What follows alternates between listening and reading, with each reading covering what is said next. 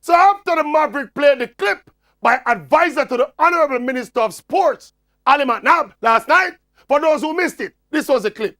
I love the present president of JFF. He's a good friend of mine, a really nice fellow.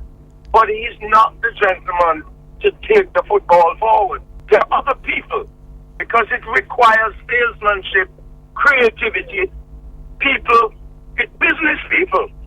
We see sport as a sport, and we're expecting sportsmen to take it forward. But it has a business component.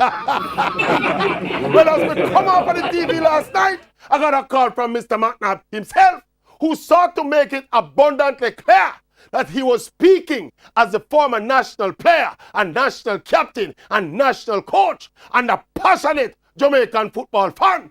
This was Ali McNabb giving his personal views, and he was not speaking on behalf of the Minister of Sport or the government of Jamaica. Now that we get that out of the way, we can now argue as to whether or not Ali McNabb, the football fan, can be separated from Ali McNabb, the advisor to the minister.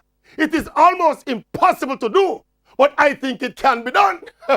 Ali McNabb, based on his standing and experience in football, is eminently qualified to give a personal opinion on matters concerning Jamaica's football.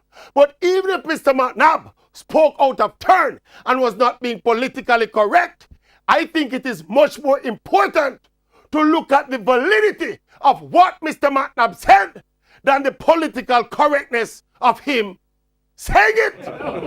Case closed.